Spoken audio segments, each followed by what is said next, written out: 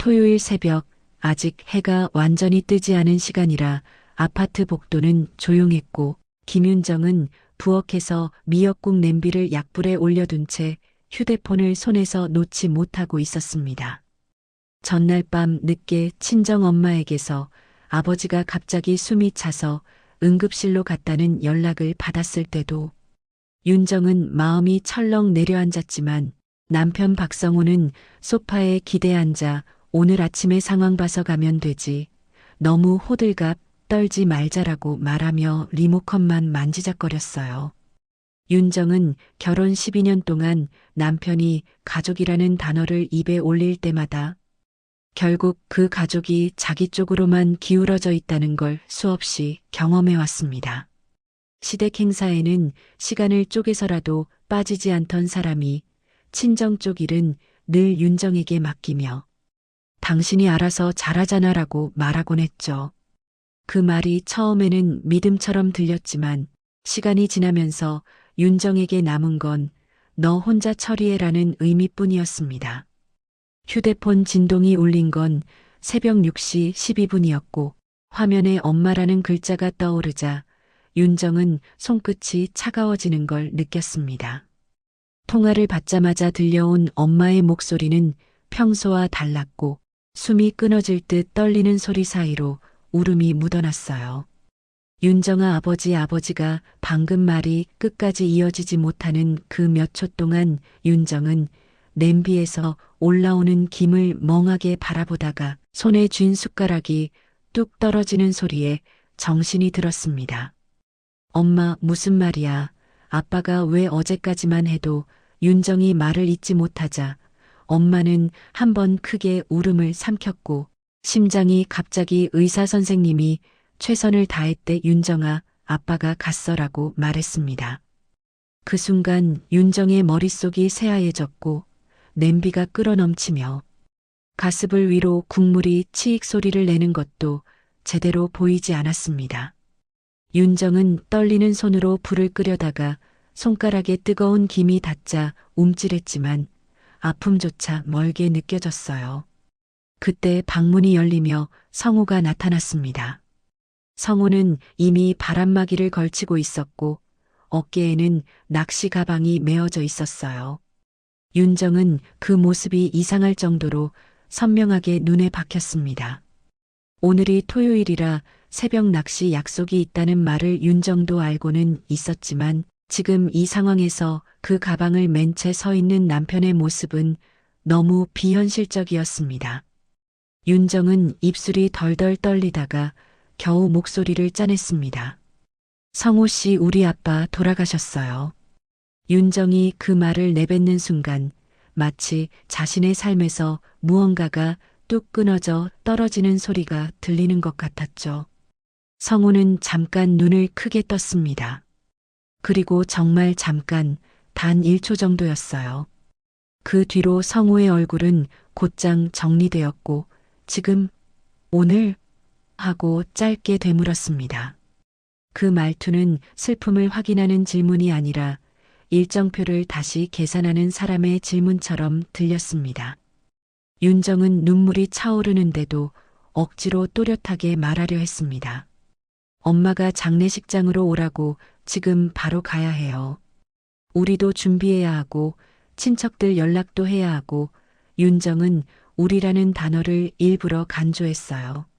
남편이라면 사위라면 적어도 지금은 함께 움직여야 한다고 믿고 싶었으니까요. 하지만 성호는 현관 쪽으로 몸을 돌리며 운동화 끈을 다시 조여매더니 나 오늘 예약 잡아놨어.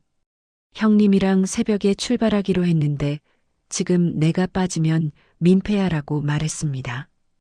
윤정은 숨이 턱 막혔습니다. 장인어른의 죽음과 낚시 약속을 같은 저울에 올려놓고 민폐라는 단어를 꺼내는 남편을 이해할 수가 없었어요. 윤정은 민폐가 중요한 게 아니잖아요. 사람 돌아가셨어요. 내 아버지라고 말했지만 성호는 아니, 그러니까 내가 가서 챙기면 되지. 난 갔다가 최대한 빨리 돌아올게. 장례식은 내일도 있잖아라고 덧붙였습니다. 윤정의 귀에는 그 말이 더 잔인하게 들렸습니다. 장례식이 며칠 이어지느냐는 문제가 아니라 오늘 이 순간 가족의 품이 되어주느냐는 문제였기 때문입니다. 윤정은 부고를 전해야 할 사람들의 얼굴이 떠올랐고 장례식장 접수부터 상복, 음식, 빈소 조문객까지 머릿속에서 할 일이 폭주하듯 몰려왔습니다. 그런데 그 모든 일 앞에서 남편은 당신이 알아서 잘하잖아라는 태도로 한 발 뒤로 물러나고 있었습니다. 윤정은 차갑게 식어가는 손으로 남편의 낚시 가방을 가리키며 물었습니다. 지금 그 가방이 먼저예요? 장인어른 부고인데 낚시 가방이 먼저냐고요. 성우는 잠깐 윤정을 보더니 짜증 섞인 한숨을 내쉬었습니다. 지금 감정적으로 굴지 말자. 나도 마음이 없어서 그러는 게 아니야. 그런데 이렇게 울고불고 한다고 해결되는 게 뭐가 있어. 내가 먼저 가서 정리해두면 내가 뒤에서 도와주면 되잖아. 도와준다는 말이 윤정의 가슴을 더 차갑게 만들었어요. 가족의 일에 도움이라는 표현을 쓰는 사람은 처음부터 그 일이 자기 일이 아니라고 생각하는 사람이라는 걸 윤정은 경험으로 알고 있었습니다. 윤정은 입술을 깨물며 내가 울고불고 하는 게 아니라 사람이 사람으로서라고 말하려다 목이 메어 더 이상 이어가지 못했습니다. 성우는 마치 대화를 길게 하고 싶지 않다는 듯 문고리를 잡았습니다. 일단 나갔다 올게. 내가 정신 차려. 장례식장 가는 길 조심하고. 그 말은 위로처럼 들리지 않았습니다.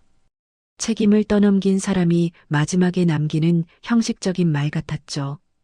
윤정은 현관 앞에서 한 발 앞으로 나가 남편을 막아설까, 손을 잡고 제발 같이 가자고 매달릴까 마음속에서 수십 가지 선택이 엉켰습니다. 하지만 어쩐지 그렇게까지 하면 더 초라해질 것 같았고 윤정의 자존심은 이미 바닥을 치고 있었어요. 성우는 잠시 망설이는 듯 했지만 결국 문을 열고 나갔고 낚시 가방이 계단을 내려가는 둔탁한 소리가 복도에 길게 남았습니다. 문이 닫힌 뒤 윤정은 그 자리에 멈춰 섰습니다. 부엌에서는 미역국 냄새가 진하게 퍼졌고 그 냄새는 윤정에게 장례라는 현실을 더 선명하게 각인시켰습니다. 윤정은 천천히 바닥에 주저앉았습니다. 울음이 크게 터지지 않았고 대신 숨이 끊어질 듯 짧게 떨리며 눈물만 조용히 흘렀습니다. 그때 엄마가 다시 전화를 했습니다. 윤정아, 어디야? 지금 출발할 수 있니? 윤정은 겨우 일어나 싱크대에 손을 짚고 네, 엄마. 지금 갈게요. 제가 갈게요라고 말했습니다. 엄마가 사위는? 하고 묻는 순간 윤정은 잠깐 침묵했습니다. 입을 열면 더 크게 무너질 것 같았고 엄마에게 그 사실을 들려주는 것도 견딜 수 없었습니다. 윤정은 눈물을 삼키며 아직이에요. 제가 먼저 갈게요라고 답했고 그 말이 끝나자마자 전화를 끊고 부엌 문을 닫았습니다. 윤정은 검은 코트를 꺼내 입었고 거울 속 자신의 얼굴이 너무 낯설게 느껴져 잠시 멈췄습니다.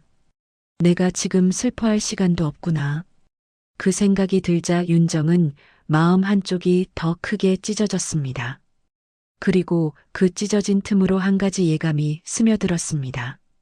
오늘 이 새벽 남편이 낚시 가방을 선택한 순간부터 이 결혼은 이미 돌이킬 수 없는 길로 들어섰다는 예감이었어요. 윤정은 검은 코트를 단단히 여미고 집을 나섰습니다. 현관문을 닫는 소리가 유난히 크게 울렸지만 집 안에는 대답할 사람도 붙잡을 사람도 없었어요. 엘리베이터 버튼을 누르는 손끝이 계속 떨렸고 거울처럼 반사된 엘리베이터 문에 비친 자신의 얼굴은 너무 낯설어 한참을 바라볼 수밖에 없었습니다. 방금 전까지 평범한 토요일 아침이었던 시간이 이제는 장례식장으로 향하는 마지막 길의 시작이 되어버렸다는 사실이 윤정의 가슴을 조용히 짓눌렀습니다. 엘리베이터가 내려가는 동안 윤정은 숨을 고르려 애썼습니다. 엄마에게서 들려온 울음 섞인 목소리, 아버지의 마지막 모습이 머릿속에서 반복되듯 떠올랐고 그 와중에도 현관에서 보았던 낚시 가방의 색과 크기가 자꾸만 겹쳐졌어요. 왜 하필 오늘이었을까? 윤정은 아버지의 죽음보다도 그 죽음을 대하는 남편의 태도가 더 큰 상처로 남고 있다는 사실을 스스로도 인정하고 싶지 않았습니다. 하지만 마음은 이미 그쪽으로 기울어 있었죠.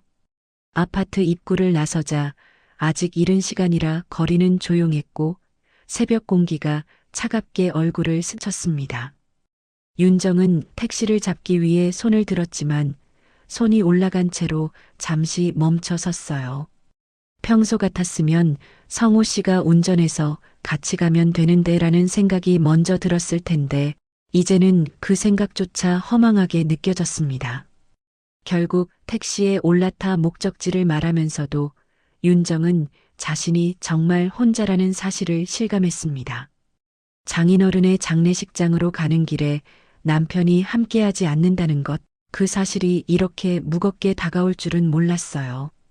택시는 고속도로로 접어들었고 창밖으로 스쳐 지나가는 가로등 불빛이 윤정의 눈물과 섞여 흐릿해졌습니다.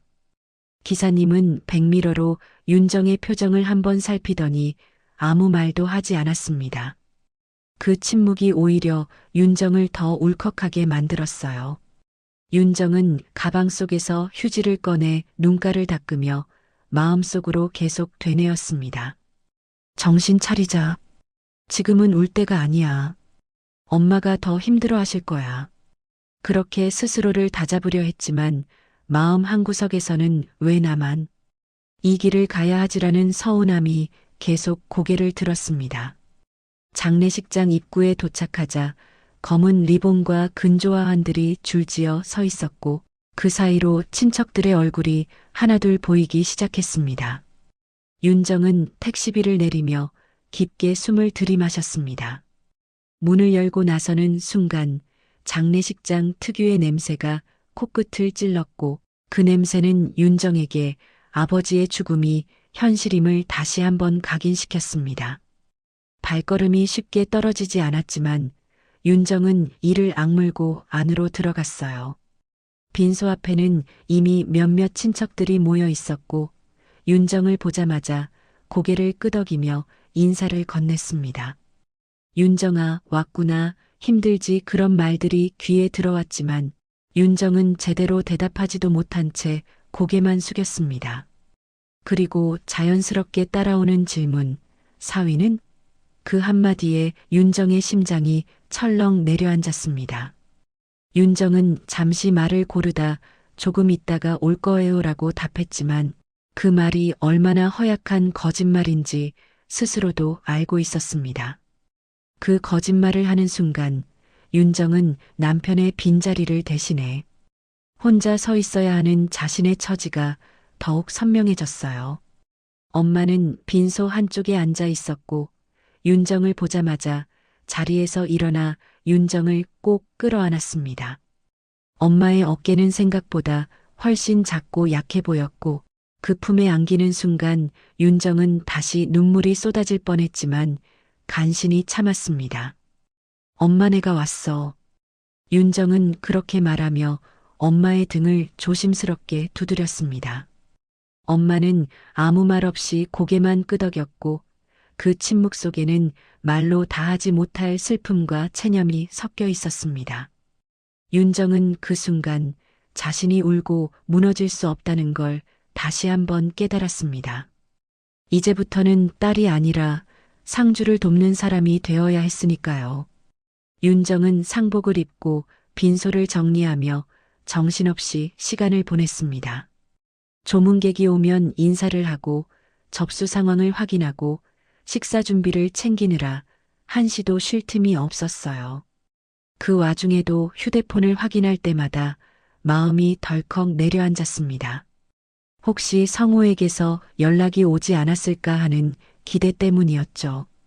하지만 화면은 조용했고 윤정의 휴대폰은 아버지의 죽음만큼이나 침묵을 지키고 있었습니다. 그 침묵은 윤정에게 기다리지 말라는 신호처럼 느껴졌습니다. 조문객들 사이에서 누군가는 자연스럽게 물었습니다. 사위는 아직이야? 요즘 바쁜가 보다. 그 말들은 아기가 없었지만 윤정에게는 작은 칼날처럼 꽂혔습니다. 윤정은 그때마다 애써 웃으며 네, 조금 늦을 것 같아요라고 답했지만 그 미소 뒤에서 마음은 점점 말라가고 있었습니다. 남편이 함께하지 않는 장례식, 그 자리에 서 있는 자신이 점점 더 초라하게 느껴졌기 때문입니다. 장례식장 한켠에서 잠시 숨을 고르던 윤정은 문득 이런 생각이 들었습니다. 아버지가 살아계셨다면 성호 씨를 어떻게 보셨을까? 생전에 사위를 싫어하진 않았지만 늘 너 혼자 너무 애쓴다라고 말하던 아버지의 얼굴이 떠올랐습니다. 그 말의 의미를 이제야 제대로 이해하게 된 것 같아 윤정은 고개를 떨구었습니다. 그리고 그 순간 마음속에서 아주 조용하지만 분명한 결심 하나가 움트고 있었습니다. 아직 말로 꺼낼 수는 없었지만 오늘 이 장례식이 끝나면 무언가를 분명히 마주하게 될 것이라는 예감이었어요. 빈소의 조명이 차갑게 빛나고 국화꽃 향기가 공기를 채우는 가운데 윤정은 다시 자리로 돌아갔습니다. 여전히 남편의 자리는 비어 있었고 그 빈자리는 시간이 갈수록 더 크게 느껴졌습니다. 윤정은 그 자리를 보며 조용히 속으로 말했습니다. 이 자리가 이렇게 비어 있다는 걸 당신은 끝내 모를 거야. 그 생각과 함께 윤정의 표정은 슬픔을 넘어 어딘가 단단해지고 있었습니다. 오늘은 아버지를 보내는 날이었지만 동시에 윤정이 자신의 삶을 다시 바라보기 시작한 날이기도 했습니다. 장례식장 안은 시간이 멈춘 듯 조용하다가도 조문객이 들어올 때마다 잠시 소란스러워지기를 반복하고 있었습니다. 윤정은 상복 차림으로 접수대 옆에 서서 조문객 명단을 정리하다가 문득 휴대폰을 꺼내 시간을 확인했습니다. 오전 10시를 조금 넘긴 시각이었고 성호에게서 여전히 아무 연락도 오지 않고 있다는 사실이 숫자보다 더 또렷하게 눈에 들어왔어요. 윤정은 설마 아직도 낚시터에 있는 건 아니겠지라는 생각을 하면서도 마음 한켠에서는 이미 그 답을 알고 있는 사람처럼 가슴이 서늘해졌습니다. 그때 휴대폰이 진동하며 울렸습니다. 화면에 뜬 이름은 성호. 윤정의 손이 순간 멈췄고 심장이 한 박자 늦게 뛰기 시작했어요. 주변에 사람들이 있는 걸 확인한 뒤 윤정은 장례식장 복도 쪽으로 천천히 걸어가 전화를 받았습니다. 여보 윤정의 목소리는 스스로도 놀랄 만큼 낮고 조심스러웠습니다. 혹시라도 그가 지금 가고 있어라고 말해주길, 최소한 미안하다는 말. 한마디라도 해주길 마음속 깊은 곳에서 기대하고 있었던 거죠. 하지만 성호의 첫마디는 윤정의 기대와는 전혀 다른 방향이었습니다. 여보 나야. 지금 통화 좀 가능해? 그 목소리는 주변 소음 때문에 약간 웅웅거렸고 바람 소리와 물결 소리가 섞여 들려왔습니다. 윤정은 그 소리만으로도 남편이 어디에 있는지 단번에 알 수 있었어요. 지금 어디예요? 윤정이 묻자 성호는 잠시 망설이다가 낚시터지. 여기 신호가 좀 안 좋아라고 아무렇지 않게 말했습니다. 그 말투에는 미안함도 조심스러움도 없었고 마치 약속 장소를 설명하듯 담담하기만 했습니다. 윤정은 잠시 말을 잇지 못했습니다. 장례식장 복도 끝에서 들려오는 조문객들의 발소리와 낚시터의 바람, 소리가 동시에 귀에 겹쳐 들리며 머릿속이 어지러워졌어요. 아직도 거기에요? 윤정이 겨우 그렇게 묻자 성호는 응, 지금 막 입질 와서 정신이 없어. 형님이랑 같이 왔는데 분위기 깨기 좀 그렇다고 답했습니다. 그 말 속 분위기라는 단어가 윤정의 마음을 깊게 긁었습니다. 지금 이 순간 누군가의 장례식장에서 딸이 상복을 입고 서 있는 상황과 낚시터의 분위기를 저울질하는 남편의 생각이 도저히 이해되지 않았기 때문입니다. 윤정은 숨을 고르고 최대한 차분하게 말하려 애썼습니다. 성호 씨, 지금 아버지 빈소에 사람들이 계속 오고 있어요. 엄마도 너무 힘들어 하시고 사위는 언제 오냐고 계속 물어봐요. 그 말에는 원망보다도 사실을 전달하려는 담담함이 담겨 있었지만 성호는 그 의미를 깊이 받아들이지 않는 듯 했습니다. 그건 내가 좀 잘 말해. 나중에 내가 직접 인사드리면 되잖아. 오늘은 솔직히 지금 빠지기 애매해. 그는 그렇게 말하며 오히려 난처하다는 듯 한숨을 내쉬었습니다. 윤정의 가슴속에서 무언가가 서서히 식어가는 느낌이 들었습니다. 화를 내고 싶었지만, 소리를 지르고 싶었지만 이상하게도 그럴 힘조차 나지 않았어요. 사람들이 애매한 상황인지, 내가 애매한 상황인지, 그게 그렇게 중요해요? 윤정의 목소리는 떨렸지만 끝까지 무너지지는 않으려 애썼습니다. 그러나 성우는 그 질문을 흘려듣듯 윤정아, 지금은 내가 예민해져 있어서 그래. 아버지 돌아가셔서 힘든 건 이해하는데 나까지 감정적으로 흔들리면 더 복잡해져라고 말했습니다. 그 순간 윤정은 확실히 깨달았습니다. 남편은 이 상황을 함께 견뎌야 할 슬픔이 아니라 윤정 혼자 감당해야 할 감정으로 구분하고 있다는 사실을요. 윤정은 잠시 눈을 감았다가 다시 떴습니다. 복도 창문 너머로 보이는 흐린 하늘이 이상할 만큼 낯설게 느껴졌어요. 성호 씨, 혹시 오늘 안 올 생각이에요? 윤정이 조심스럽게 묻자 성호는 잠시 침묵했습니다. 그 짧은 침묵은 윤정에게 이미 충분한 대답이었어요. 오늘은 좀 힘들 것 같아. 내일 아침 일찍 갈게. 그땐 사람들도 좀 빠졌을 거고. 성호의 말은 현실적인 계산처럼 들렸고 그 안에는 윤정의 감정이 들어갈 자리가 없었습니다. 윤정은 그 말을 듣는 순간 마음속에서 마지막으로 남아있던 기대가 조용히 무너지는 걸 느꼈습니다. 알겠어요. 윤정은 그렇게 짧게 대답했습니다. 더 말해봤자, 더 설명해봤자 달라질 게 없다는 걸 이제는 분명히 알았기 때문입니다. 전화를 끊고 나서도 윤정은 한동안 휴대폰을 손에 쥔 채 서 있었습니다. 손바닥이 차갑게 식어 있었고 화면에는 이미 통화 종료 표시가 떠 있었지만 윤정은 쉽게 움직이지 못했어요. 낚시터에서 들려오던 물소리와 남편의 무심한 목소리가 머릿속에서 계속 맴돌았습니다. 내일 아침에 가면 된다는 말이 이렇게 잔인하게 들릴 수 있다는 걸 윤정은 그제야 깨달았습니다.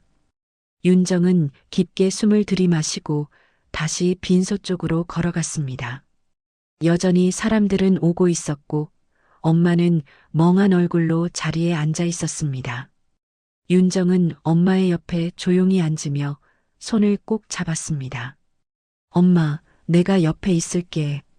그 말은 엄마를 위한 말이었지만 동시에 자신을 다잡기 위한 말이기도 했습니다. 그리고 윤정은 마음속으로 조용히 정리했습니다. 오늘 이 전화 한 통으로 남편이 어떤 사람인지 더 이상 헷갈리지 않게 되었다는 사실을요. 아버지를 보내는 이 장례식장에서 윤정은 또 하나의 이별을 준비하고 있었습니다. 아직 입 밖으로 꺼내지는 않았지만 이미 마음속에서는 분명한 선이 그어지고 있었어요. 그리고 그 선 너머에는 더 이상 낚시 가방보다 뒤로 밀려나지 않을 자신의 삶을 향한 결심이 조용히 자리 잡고 있었습니다. 장례식장에 밤이 내려앉자 공기는 더 무거워졌습니다. 조문객의 발길이 뜸해지고 빈소 안에는 국화향과 함께 깊은 침묵이 깔려 있었어요. 윤정은 상주석에 앉아 있었지만 눈은 아무것도 제대로 담지 못한 채 허공을 떠다니고 있었습니다. 아버지의 영정사진을 바라보다가도 조금 전 통화에서 들려온 남편의 목소리가 다시 귓가를 파고들었고, 그럴 때마다 가슴 한쪽이 서서히 식어갔습니다. 슬픔과 실망이 뒤섞인 감정은 눈물로도 쉽게 풀리지 않았어요. 밤 11시가 조금 넘자 엄마는 지친 기색이 역력해 보였습니다. 하루 종일 사람을 맞이하느라 어깨가 잔뜩 굽어 있었고 눈동자에는 기운이 빠져 있었습니다. 윤정은 엄마의 손을 잡으며 엄마, 내가 집에 잠깐 다녀올게. 필요한 거 좀 챙겨올게요라고 말했습니다. 엄마는 말없이 고개를 끄덕였고 그 모습이 윤정의 마음을 더 아프게 만들었습니다. 사실 윤정은 집에 가고 싶지 않았지만 이대로 빈소에만 앉아 있으면 무너질 것 같았어요. 장례식장을 나서자 밤 공기가 확 끼쳐왔습니다. 낮보다 더 차가운 공기에 윤정은 코트를 여미며 주차장으로 걸어갔습니다. 운전대를 잡은 손이 유난히 떨렸고 시동을 걸면서도 잠시 멍하니 앞을 바라보았습니다. 오늘 하루 동안 너무 많은 일이 한꺼번에 몰려와 정신이 제대로 붙어 있지 않은 상태라는 걸 윤정 스스로도 느끼고 있었죠. 하지만 그럼에도 불구하고 윤정은 운전석에 앉아 있는 자신이 여전히 모든 걸 책임져야 하는 사람이라는 사실에서 벗어날 수 없었습니다. 차가 장례식장을 벗어나 도로로 들어서자 가로등 불빛이 규칙적으로 스쳐 지나갔습니다. 윤정은 라디오를 켜지도 못한 채 조용히 운전하며 생각에 잠겼습니다. 아버지가 돌아가신 날 남편은 낚시터에 있었고 그 사실이 이제는 분노보다도 깊은 허탈감으로 다가오고 있었어요. 이 사람은 언제나 이렇게 중요한 순간에 없었지. 윤정은 지난 시간들을 하나하나 떠올렸습니다. 친정 행사, 병원 응급실, 힘들던 순간마다 늘 혼자였던 기억들이 오늘의 일과 겹쳐지며 선명해졌어요. 신호 대기 중 윤정의 휴대폰이 다시 울렸습니다. 화면에는 또다시 성호라는 이름이 떠 있었고 윤정은 잠시 망설이다가 전화를 받았습니다. 여보, 나야. 지금 좀 괜찮아? 성호의 목소리는 여전히 차분했고 주변에서 들려오는 소리는 여전히 물가의 소음 같았습니다. 윤정은 잠시 침묵하다가 지금 운전 중이에요. 무슨 일이에요? 라고 답했습니다. 성호는 다름이 아니라 내일 아침 몇 시쯤이면 괜찮을까 싶어서라고 말했는데 그 말은 윤정의 심장을 다시 한번 서늘하게 만들었습니다. 지금 그게 중요해요? 윤정의 목소리는 낮았지만 단단하게 갈라졌습니다. 성호는 잠시 말을 잇지 못하다가 그러니까 미리 계획은 세워야 하잖아라고 답했습니다. 그 순간 윤정은 더 이상 말을 이어가고 싶지 않았습니다. 지금 운전 중이라 위험해요. 나중에 얘기해요. 윤정은 그렇게 말하고 전화를 끊었습니다. 그리고 그 짧은 통화가 끝난 직후 윤정은 깊은 한숨을 내쉬며 고개를 숙였습니다. 눈앞이 순간적으로 흐려졌고 핸들을 쥔 손에 힘이 들어갔어요. 그때였습니다. 교차로를 지나던 순간 맞은편에서 갑자기 불빛이 번쩍이며 다가왔습니다. 윤정은 본능적으로 브레이크를 밟았지만 이미 늦은 상황이었어요. 둔탁한 충격음과 함께 차체가 크게 흔들렸고 윤정의 몸은 안전벨트에 강하게 당겨졌습니다. 귀가 먹먹해지며 주변 소리가 한꺼번에 멀어졌고 시야는 순식간에 어두워졌다가 다시 하얗게 번졌습니다. 차가 멈췄을 때 윤정은 한동안 아무 소리도 들을 수 없었습니다. 이마 쪽에서 뜨거운 감각이 느껴졌고 눈을 뜨려 해도 쉽게 떠지지 않았어요. 희미하게 보이는 것은 깜빡이는 비상등과 부서진 가로등 불빛뿐이었습니다. 나 사고 났구나. 그 생각이 들자 이상하게도 공포보다는 허탈감이 먼저 밀려왔습니다. 오늘 하루 아버지를 잃고 남편에게서 마음을 잃은 데 이어 이제는 몸까지 말을 듣지 않는 상황이 된 것이었죠. 윤정은 간신히 손을 움직여 휴대폰을 찾으려 했지만 손끝에 힘이 들어가지 않았습니다. 의식이 점점 흐려지는 가운데 머릿속에는 엄마의 얼굴과 빈소의 불빛, 그리고 마지막으로 낚시터에서 들려오던 성우의 목소리가 뒤섞여 떠올랐어요. 지금 이 소식이 전해지면 그는 과연 올까? 그 생각이 윤정의 마지막 의식처럼 스쳐 지나갔습니다. 멀리서 사이렌 소리가 희미하게 들려왔고 윤정의 시야는 점점 어둡게 가라앉았습니다. 그렇게 윤정은 차가운 밤길 위에서 아무도 없는 차 안에 홀로 남겨진 채 의식을 잃어갔습니다. 이 사고가 단순한 사고가 아니라 윤정의 인생에서 또 하나의 결정적인 갈림길이 될 것이라는 사실을 그때의 윤정은 알지 못했습니다. 윤정이 실려간 병원 응급실은 밤새 분주했습니다. 구급대원들의 발걸음 소리, 의료진의 짧고 빠른 지시, 들것이 오가는 소리가 복도를 가득 채우고 있었지만 그 소란 속에서도 윤정의 의식은 깊은 물속으로 가라앉아 있었습니다.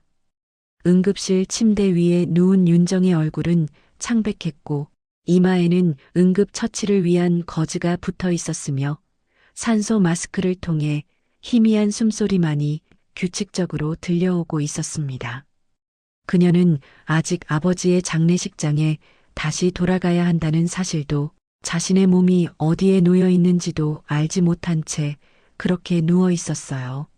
사고 소식은 경찰을 통해 장례식장으로 전해졌습니다. 늦은 밤 빈소에 남아있던 엄마의 휴대폰이 울렸고 그 전화를 받은 순간 엄마는 그대로 자리에 주저앉고 말았습니다. 무슨 사고요? 제 딸이요? 라는 말이 빈소 안에 울려 퍼지자 조문객들 사이에 술렁임이 일었고 윤정의 이모와 사촌들이 급히 엄마를 부축했습니다. 엄마는 울음도 나오지 않는 얼굴로 윤정이가 병원에 실려갔대라고 말했고 그 말은 장례식장 안에 또 다른 비극을 떨어뜨렸습니다. 장인어른의 영정을 앞에 둔 자리에서 딸의 생사까지 걱정해야 하는 현실은 너무도 잔인했습니다.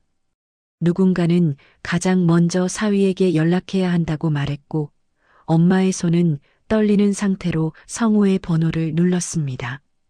신호음이 길게 울린 끝에 전화를 받은 성우의 목소리는 예상보다 차분했습니다. 네, 어머님. 그 말 한마디에 엄마는 감정을 주체하지 못하고 울음을 터뜨렸습니다. 성우야, 윤정이가 사고를 당했대 병원이래. 지금 당장 와야 해. 엄마의 말은 흐느낌에 끊어졌고 주변 사람들은 숨을 죽인 채 결과를 지켜보고 있었습니다. 잠시 침묵이 흐른 뒤 성우는 조심스럽게 말했습니다. 지금요? 많이 다친 건가요? 그 질문은 걱정보다는 확인에 가까웠고 엄마는 그 차이를 직감적으로 느꼈습니다. 많이 다쳤는지는 모르겠지만 의식이 없대 중환자실로 간다고 했어. 엄마의 말이 끝나자 전화기 너머에서 짧은 숨소리가 들렸습니다. 하지만 그 뒤에 이어진 말은 모두를 얼어붙게 만들었어요. 제가 지금 여기 상황이 좀 그래요. 오늘 바로 가긴 힘들 것 같고 내일 아침 첫 차로 가면 안 될까요? 그 말이 빈소에 전해지자 주변의 공기가 단숨에 식어버렸습니다. 뭐라고? 라는 말이 여기저기서 낮게 흘러나왔고 엄마는 휴대폰을 쥔 손을 부들부들 떨며 말했습니다. 성우야, 내 아내야, 내 아내가 사고를 당했어. 그 말에는 부탁도 설득도 아닌 절규가 담겨 있었습니다. 하지만 성우는 끝까지 같은 톤을 유지했습니다. 저도 걱정 안 하는 거 아니에요. 그런데 지금 여기서 빠지면 여러 사람에게 피해가 가서 그는 여전히 상황과 피해를 계산하고 있었고 그 계산 속에는 윤정의 생명이 가장 먼저 들어있지 않았습니다. 전화를 끊고 난 뒤 엄마는 그대로 바닥에 주저앉았습니다. 어떻게 이럴 수가 있어. 그 말은 빈소 전체에 울렸고 친척들은 더 이상 아무 말도 하지 못한 채 고개를 숙였습니다. 누군가는 사람이 아니다라고 중얼거렸고 누군가는 그래도 남편인데라며 말끝을 흐렸지만 그 누구도 성호의 선택을 이해하지는 못했습니다. 장례식장은 순식간에 슬픔과 분노, 허탈함이 뒤섞인 공간으로 변해 있었습니다. 그 시각 병원 중환자실 앞에서는 윤정의 이모와 사촌이 번갈아가며 보호자 동의서를 작성하고 있었습니다. 의사는 아직 위험한 고비는 넘기지 못했다고 설명했고 당분간은 깨어날지 장담할 수 없다는 말이 가족들의 가슴을 더 조여왔습니다. 엄마는 떨리는 다리로 병원에 도착해 중환자실 유리문 너머에 누워있는 윤정의 모습을 보자 그 자리에서 주저앉아 울음을 터뜨렸습니다. 윤정아, 아빠 보내고 바로 이런 일이 있으면 어떡하니? 엄마의 울음은 누구에게도 위로받지 못한 채 복도에 퍼졌습니다. 밤이 깊어가도록 윤정의 침대 옆에는 엄마와 가족들만 남아 있었습니다. 남편의 자리는 끝내 비어 있었어요. 휴대폰은 몇 번이고 울렸지만 그 어떤 전화도 성우의 얼굴을 데려오지는 못했습니다. 그 빈자리는 단순히 사람이 없는 자리가 아니라 남편이라는 존재 자체가 윤정의 삶에서 얼마나 멀어져 있는지를 보여주는 증거처럼 느껴졌습니다. 중환자실 복도에서 하얀 불빛을 바라보던 엄마는 조용히 말했습니다. 윤정이 깨어나면 이 일 절대 그냥 넘어가면 안 돼. 그 말에는 분노보다도 딸을 지켜주지 못한 어미의 절박함이 담겨 있었습니다. 그리고 그 순간 윤정의 삶은 이미 이전으로 돌아갈 수 없는 지점을 지나고 있었습니다. 아버지의 죽음과 자신의 사고, 그리고 남편의 선택까지 겹친 이 밤은 윤정에게 결혼이라는 관계를 다시 정의하게 만드는 밤이 되고 있었어요. 희미한 기계음이 귓가에서 일정한 간격으로 울리고 있을 때 윤정은 자신이 어디에 있는지 바로 알아차리지 못했습니다. 눈을 뜨려 해도 눈꺼풀이 쉽게 올라가지 않았고 온몸이 무거운 솜에 파묻힌 것처럼 움직이지 않았어요. 숨을 들이마실 때마다 가슴 깊숙한 곳이 뻐근하게 아파왔고 그 통증이 살아있다는 증거처럼 느껴졌습니다. 아, 내가 아직 살아있구나. 그 생각이 들자 윤정의 머릿속에는 가장 먼저 아버지의 얼굴이 떠올랐고 곧이어 장례식장의 불빛과 낚시 가방을 맨 남편의 뒷모습이 겹쳐졌습니다. 윤정이 미세하게 손가락을 움직이자 침대 옆에서 꾸벅꾸벅 졸고 있던 엄마가 깜짝 놀라 몸을 일으켰습니다. 윤정아, 들려? 눈 떠봐. 엄마의 목소리는 이미 수없이 울고 지친 소리였고 그 음성만으로도 지난밤이 얼마나 길었는지 짐작할 수 있었어요. 윤정은 힘겹게 눈을 떴고 흐릿한 시야 너머로 엄마의 얼굴이 점점 또렷해졌습니다. 엄마의 눈은 퉁퉁 부어 있었고 흰머리가 하룻밤 사이에 더 늘어난 것처럼 보였습니다. 엄마. 윤정은 거의 들리지 않을 정도로 작게 불렀습니다. 그 한마디에 엄마는 손으로 입을 틀어막고 고개를 끄덕이며 눈물을 쏟아냈어요. 괜찮아. 내가 살아있어줘서 얼마나 다행인지 몰라. 엄마는 그렇게 말하면서도 윤정의 손을 놓지 않았습니다. 윤정은 엄마의 손을 느끼며 자신이 사고를 당했다는 사실과 함께 장례식장에서 나왔던 기억이 조금씩 이어지기 시작했습니다. 잠시 뒤 의사가 들어와 상태를 설명했습니다. 큰 고비는 넘겼지만 아직 며칠은 더 지켜봐야 하고 정신적인 충격도 상당할 수 있다는 말이 이어졌어요. 윤정은 의사의 말을 반쯤만 들으며 주변을 둘러보았습니다. 중환자실 특유의 차가운 공기, 커튼, 너머로 들려오는 다른 환자들의 기계음, 그리고 무엇보다도 비어있는 자리 하나. 보호자용 의자에는 엄마의 가방만 놓여 있었고 그 옆에 있어야 할 사람의 흔적은 어디에도 없었습니다. 윤정은 굳이 묻지 않아도 알 수 있었지만 그래도 확인하듯 입을 열었습니다. 성호 씨는 그 이름을 말하는 순간 목이 살짝 막히는 느낌이 들었어요. 엄마는 잠시 눈을 피했다가 조심스럽게 말했습니다. 아직 안 왔어. 그 짧은 대답에는 수많은 말이 생략되어 있었고 윤정은 그 침묵 속의 의미를 너무도 잘 이해했습니다. 낚시터 상황이 어렵다, 내일 가겠다, 그 모든 말들이 윤정의 머릿속에서 차분하게 정리되며 하나의 결론으로 이어지고 있었어요. 이상하게도 그 순간 윤정의 마음은 폭발하지 않았습니다. 분노도 배신감도 눈물도 한꺼번에 쏟아지지 않았어요. 대신 아주 조용한 공허함이 가슴 깊은 곳에 자리 잡았습니다. 아, 이 사람은 정말 끝까지 안 오는구나. 그 생각은 슬프다기보다 오래 끌어온 질문에 대한 답을 드디어 얻은 느낌에 가까웠습니다. 윤정은 천천히 숨을 내쉬며 엄마의 손을 더 꼭 잡았습니다. 엄마는 윤정의 표정을 보며 조심스럽게 말했습니다. 윤정아, 엄마가 그 사람 욕은 안 하려고 했는데 이번에는 정말 아니다 싶다. 그 말에는 분노보다도 체념과 보호 본능이 담겨 있었어요. 윤정은 잠시 눈을 감았다가 다시 뜨며 말했습니다. 엄마, 나도 알아. 그 한마디는 그동안 차곡차곡 쌓여있던 모든 상황을 압축한 말이었습니다.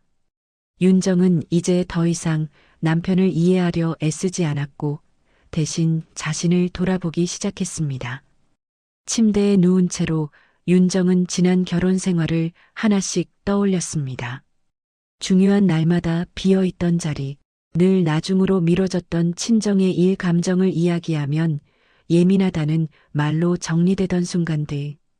그 모든 기억이 오늘의 선택으로 자연스럽게 이어지고 있다는 걸 부정할 수 없었습니다. 그리고 문득 아주 또렷한 단어 하나가 머릿속에 떠올랐습니다. 이혼. 그 단어는 이상할 정도로 차분하게 그러나 확실하게 윤정의 마음에 내려앉았습니다. 윤정은 엄마를 바라보며 조용히 말했습니다. 엄마, 나 더는 이렇게 못 살 것 같아. 엄마는 아무 말 없이 고개를 끄덕였습니다. 그 고개 끄덕임에는 그래도 참아라도 다시 생각해라도 없었습니다. 오직 딸의 선택을 지켜주겠다는 결심만이 담겨 있었어요. 윤정은 그 모습을 보며 처음으로 마음 깊은 곳에서 안도감을 느꼈습니다. 적어도 이제는 혼자가 아니라는 생각이 들었기 때문입니다. 그날 오후 윤정의 휴대폰이 울렸습니다. 화면에는 성호의 이름이 떠 있었고 윤정은 한참을 바라보다가 전화를 받지 않았습니다. 벨소리가 멈추자 윤정은 휴대폰을 내려놓으며 생각했습니다. 이제는 내가 선택할 차례구나. 사고보다 더 큰 충격은 남편의 부재였고 그 부재는 윤정에게 분명한 결론을 안겨주고 있었습니다. 중환자실의 창밖으로 늦은 오후 햇살이 비스듬히 들어왔습니다. 그 빛은 차갑기보다는 담담했고 윤정의 얼굴 위에 조용히 내려앉았습니다. 윤정은 그 빛을 바라보며 마음속으로 말했습니다. 이제는 나를 지킬 거야. 아버지를 보내고 사고를 겪고 남편의 선택까지 확인한 이 하루는 윤정에게 너무도 잔인했지만 동시에 새로운 삶의 문턱에 서게 만든 날이기도 했습니다. 이혼이라는 단어는 더 이상 두려운 말이 아니었고 윤정에게는 스스로를 살리기 위한 하나의 선택지로 분명히 자리 잡고 있었습니다. 윤정이 일반 병실로 옮겨진 것은 사고 후 나흘째 되는 날이었습니다. 아직 몸은 완전히 회복되지 않았고 목과 어깨에는 통증이 남아 있었지만 의식만큼은 또렷해져 있었습니다. 병실 창가에는 작은 화분 하나가 놓여 있었고 그 옆으로 햇빛이 조심스럽게 스며들고 있었어요. 윤정은 그 햇빛을 바라보며 생각했습니다. 사고가 나지 않았다면, 아니, 사고가 나더라도 남편이 달려와 주기만 했더라면 자신의 선택은 조금 달라졌을까 하고요. 하지만 그 질문은 오래 머물지 못했습니다. 이미 답은 충분히 나와 있었기 때문입니다. 병실 문이 열리며 성우가 들어왔습니다. 사고 소식을 들은 지 나흘 만의 방문이었고 그의 손에는 과일 바구니 하나가 들려 있었습니다. 성우는 병실 안을 둘러보며 조심스럽게 말했습니다. 많이 다친 건 아니라서 다행이다. 그 말은 위로처럼 들리기보다는 상황 정리에 가까웠습니다. 윤정은 그를 바라보며 아무 말도 하지 않았고 그 침묵이 오히려 성우를 불편하게 만드는 듯 보였습니다. 그는 헛기침을 한 번 하더니 침대 옆 의자에 앉았습니다. 장례식은 잘 끝났어? 성우의 질문은 윤정의 가슴을 다시 한번 찔렀습니다. 아버지의 장례식과 아내의 사고를 같은 문장 안에, 그것도 무심하게 꺼내는 태도에서 윤정은 이 사람과 자신이 얼마나 다른 세계에 서 있는지 또렷하게 느꼈어요. 내가 없어서 내가 다 했어요. 윤정의 대답은 짧았고 담담했지만 그 안에는 감정이 말라붙은 흔적이 남아 있었습니다. 성우는 잠시 고개를 끄덕이며 그랬구나라고 말했지만 그 뒤에 이어진 말은 더 이상 들을 필요조차 없었습니다. 그때는 내가 상황이 좀 복잡해서 지금 와서 생각해보면 나도 마음이 편하진 않았어. 그는 마치 변명처럼 말을 이어갔고 자신의 선택이 불가피했음을 설명하려 애쓰고 있었습니다. 윤정은 그 말을 조용히 듣다가 침대 옆 서랍에서 미리 준비해둔 서류 봉투를 꺼냈습니다. 봉투를 테이블 위에 올려놓는 순간 성우의 말은 멈췄습니다. 이게 뭐야? 윤정은 숨을 한 번 고른 뒤 최대한 평온한 목소리로 말했습니다. 이혼 서류예요. 그 말은 차분했지만 병실 안의 공기를 단번에 바꿔놓았습니다. 성우는 믿기지 않는다는 듯 서류를 내려다보며 웃음을 흘렸습니다.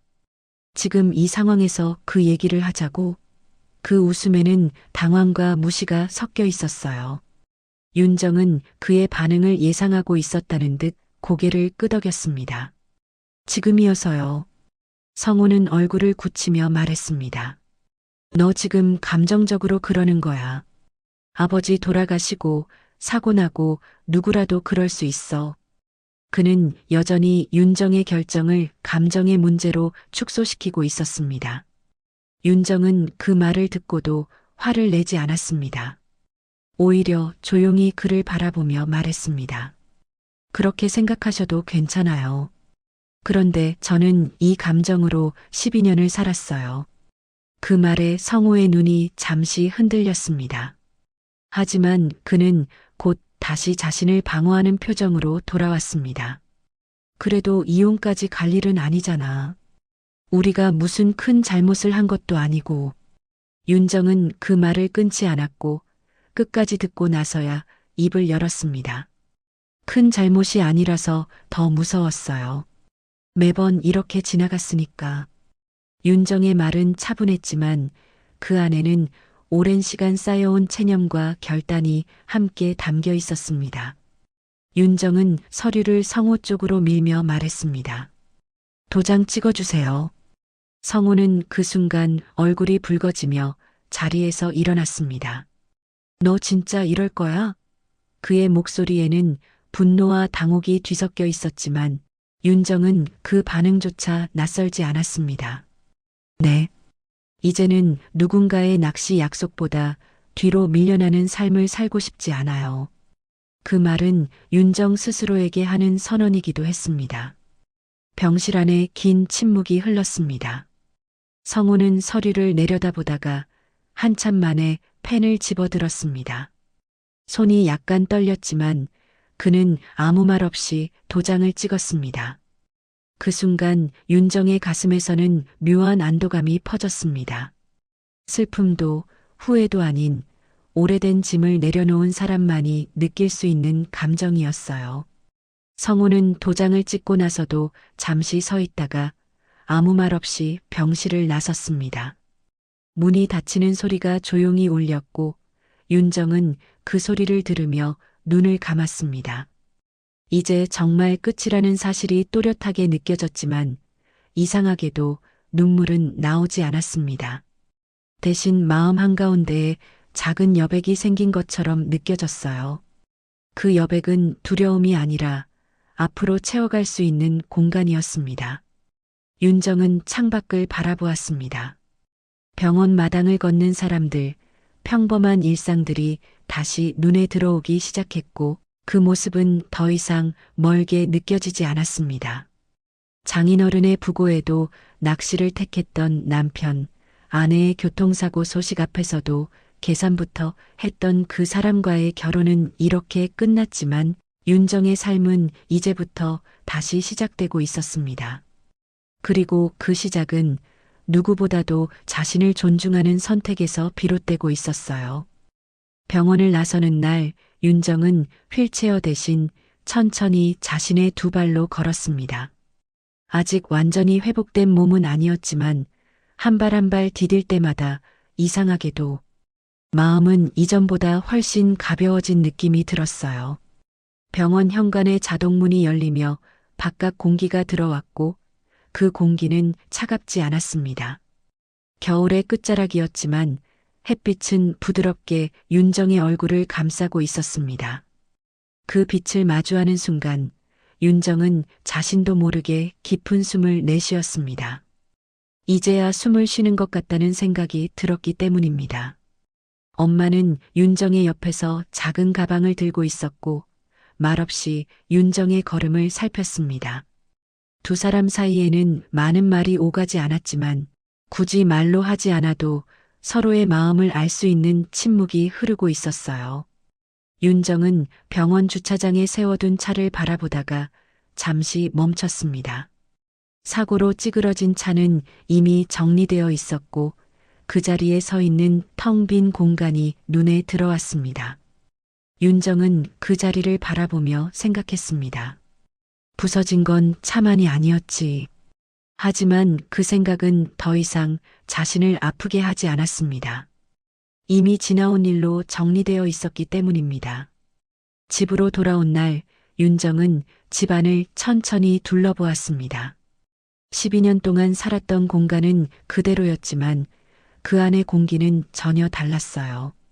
현관 한쪽에 늘 놓여있던 낚시 가방은 보이지 않았고 그 빈자리가 유난히 선명하게 느껴졌습니다.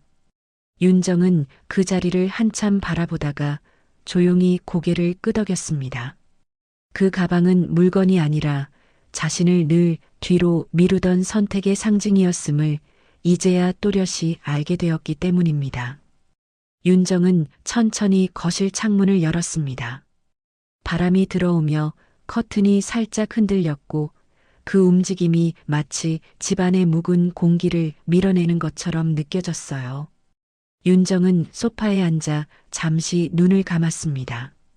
낚시터의 물소리, 장례식장의 국화향, 병원의 기계음이 머릿속에서 차례로 지나갔다가 서서히 사라졌습니다.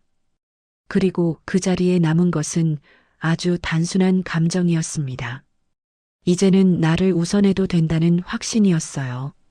며칠 뒤 윤정은 아버지의 묘소를 찾았습니다. 아직 흙이 마르지 않은 봉분 앞에 서서 윤정은 한참을 말없이 서 있었습니다. 바람이 불어 나무가 흔들렸고 그 소리가 마치 아버지가 살아계실 때 내주던 낮은 웃음소리처럼 들리기도 했습니다. 윤정은 조심스럽게 고개를 숙이며 마음속으로 말을 건넸습니다. 아빠, 나 이제 괜찮아. 혼자가 아니야. 그 말은 다짐이자 보고였고 윤정은 그 말을 하며 처음으로 눈물을 흘렸습니다. 하지만 그 눈물은 슬픔이 아니라 오래 참아왔던 자신을 놓아주는 눈물이었어요. 시간은 생각보다 빠르게 흘렀습니다. 윤정은 다시 일을 시작했고 이전보다 천천히 그러나 분명한 기준을 가지고 하루를 살아가기 시작했습니다. 누군가의 부탁 앞에서 무조건 괜찮다고 말하지 않았고 자신의 감정이 상처받을 것 같으면 한 번 더 생각했습니다.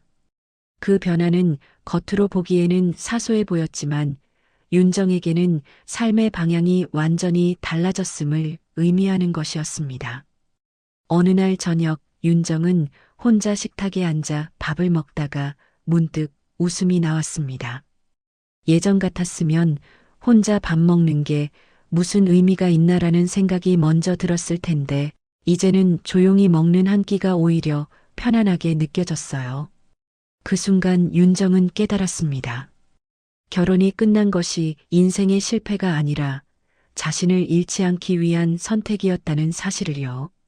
윤정은 휴대폰을 집어들고 연락처 목록을 천천히 넘겼습니다. 그 안에는 더 이상 부재중 전화로 마음을 흔들던 이름이 없었고 대신 자신을 진심으로 걱정해주는 사람들의 번호가 남아 있었습니다. 윤정은 그 사실만으로도 충분하다고 느꼈습니다. 삶은 반드시 누군가와 함께여야만 의미가 있는 것이 아니라는 걸 이제는 몸으로 이해하고 있었기 때문입니다. 창밖에는 어둠이 내려앉고 도시의 불빛이 하나둘 켜졌습니다. 윤정은 창가에 서서 그 불빛들을 바라보며 조용히 말했습니다. 이제는 내 삶이야. 그 말은 선언처럼 크지도 않았고 누구에게 들려주기 위한 것도 아니었습니다. 그저 스스로에게 들려주는 확인이었어요. 장인어른의 부고에도 낚시를 택했던 남편, 아내의 교통사고 소식 앞에서도 계산부터 했던 그 사람은 윤정의 인생에서 사라졌습니다. 하지만 그 빈자리는 공허가 아니라 새로운 선택과 존중으로 채워지고 있었습니다. 윤정은 이제 더 이상 누군가의 뒷모습을 바라보며 서 있지 않았습니다. 자신을 향해, 자신의 삶을 향해 천천히 걸어가고 있었어요. 그리고 그 걸음은 비록 느릴지라도 이전보다 훨씬 단단했습니다. 그것으로 충분했습니다.